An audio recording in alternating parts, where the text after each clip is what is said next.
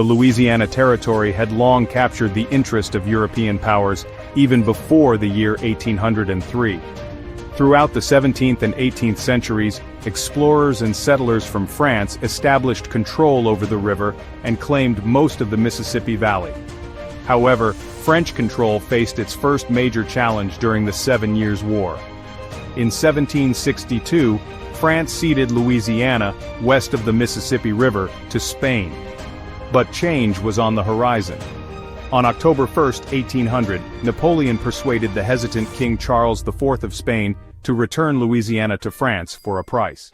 Imagine it's 1795. The United States is still young, trying to make its mark and find its place in a world dominated by old empires. That's when the Treaty of San Lorenzo, also called Pinckney's Treaty, comes into play. Signed between the US and Spain, this treaty was a game-changer. So what made it so significant? For starters, it squashed territorial disputes that had been brewing along the southern border. Thomas Pinckney represented the US, and Manuel de Godoy negotiated for Spain. Together they hammered out key points like drawing the official boundary at 31 degrees north latitude. This meant that the border with Spanish Florida was finally settled. No more guessing games. But here's where things get really interesting. The treaty did more than just draw lines on a map. It opened up the mighty Mississippi River to American ships, letting US citizens navigate it freely, even through Spanish-controlled territory. And probably the biggest win, access to the port of New Orleans for trade. Suddenly, American farmers and merchants had a direct path to global markets. This deal turbocharged westward expansion, turning the Mississippi into the nation's superhighway. It also kept the peace between the US and Spain, for a while at least. But in 1802, Spain pulled back on these rights, creating tension that landed right on Thomas Jefferson's desk. The future of America's access to the Gulf of Mexico was suddenly up for grabs again. That's how one treaty shaped the course of American history, and set the stage for even bigger changes to come. While the treaty between Spain and France in the year 1800 went largely unnoticed, fear began to spread across America when a year later, Napoleon sent a military force to nearby Saint-Domingue. Though President Jefferson urged moderation, Federalists saw an opportunity and called for hostilities against France. To undercut their efforts, Jefferson threatened an alliance with Britain, even though relations were uneasy. In that same year, Jefferson supported France in its plan to retake Saint-Domingue, which was under the control of Toussaint Louverture after a slave rebellion. However, concern was growing in the United States that Napoleon might send troops to New Orleans after quelling the rebellion. Hoping to secure control of the mouth of the Mississippi River, Jefferson sent Livingston to Paris with authorization. In January 1802, France made a bold move. Napoleon sent his own brother-in-law, General Charles Leclerc, across the Atlantic to Saint-Domingue, what we now know as Haiti. The mission? To bring this lucrative colony back under tight French control. But things weren't so simple. Toussaint Louverture, a former slave-turned-general, had already fought off European rivals and was basically running the island himself.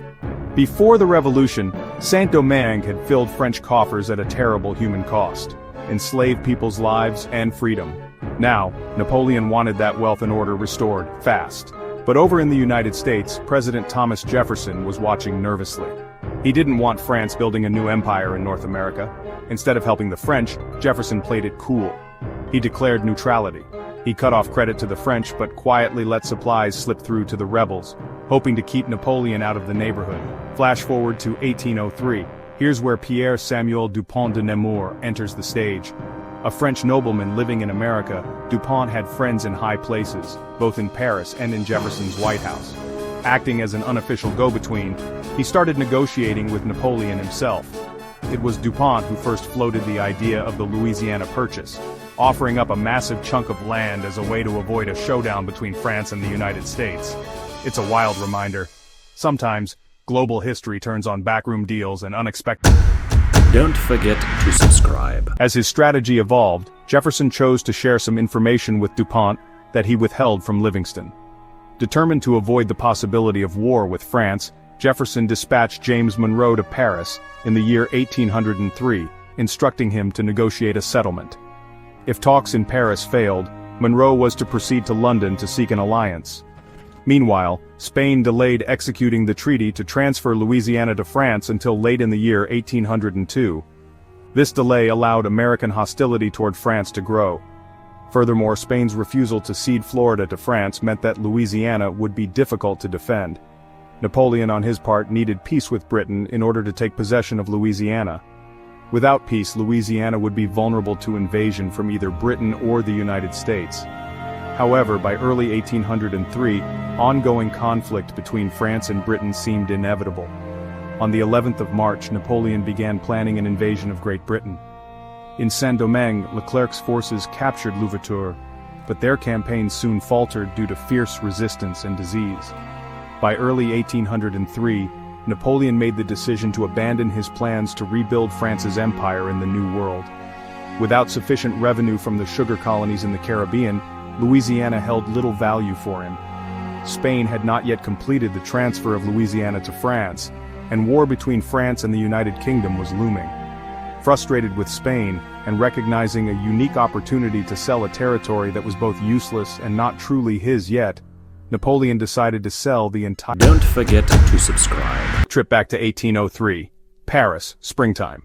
Napoleon, who was always thinking big, suddenly considered selling the massive Louisiana territory to the United States. This shocked pretty much everyone, especially Foreign Minister Talleyrand, who was totally against it. But on April 10th, Napoleon pulled Treasury Minister Barbe Marbois aside and floated the idea. Just one day later, Barbe Marbois sat down with American diplomat Robert Livingston and dropped a bombshell. Forget just New Orleans. How about all of Louisiana, for $15 million?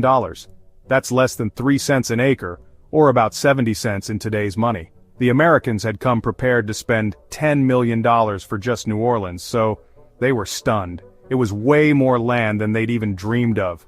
President Jefferson had only told Livingston to get New Orleans, but Livingston knew this offer was just too good to pass up. The Americans felt the pressure. What if Napoleon changed his mind? If they hesitated, they might lose everything. New Orleans, the Mississippi, the whole deal. So, on April 30th, 1803, they didn't wait. Livingston, James Monroe, and Barbe Marbois signed the Louisiana Purchase Treaty at the Hôtel Toubouf in Paris. After the ink dried, Livingston stood up and said, "We have lived long, but this is the noblest work of our whole lives. From this day, the United States take their place among the powers of the first rank." The treaty made its way to Washington, and by July 4th, 1803, everyone knew. America had nearly doubled in size. The new territory stretched from the Gulf of Mexico to the Canadian border and from the Mississippi River to the Rockies. But while the U.S. celebrated, France was busy elsewhere. In November 1803, France withdrew its remaining troops from Saint-Domingue, today's Haiti, after losing thousands to war and disease.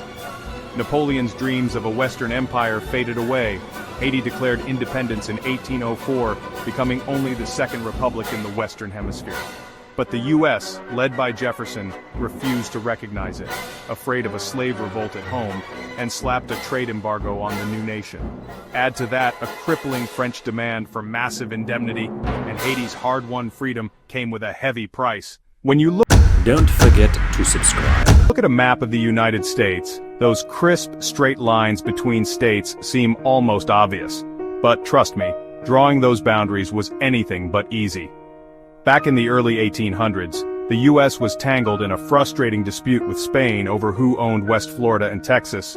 It took years of negotiations, but in 1819, the U.S. finally bought the Floridas from Spain and hammered out a southwest border.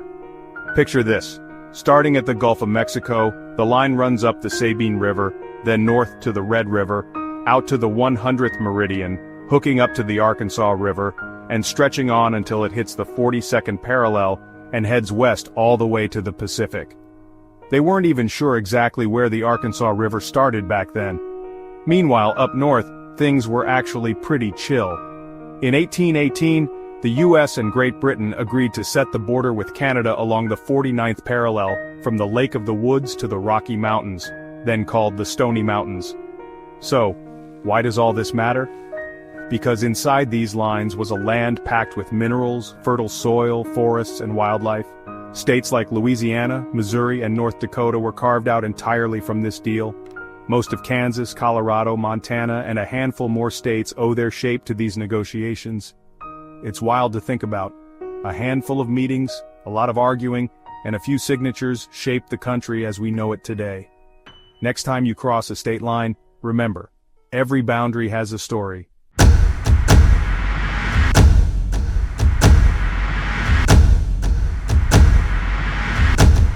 Don't forget to subscribe.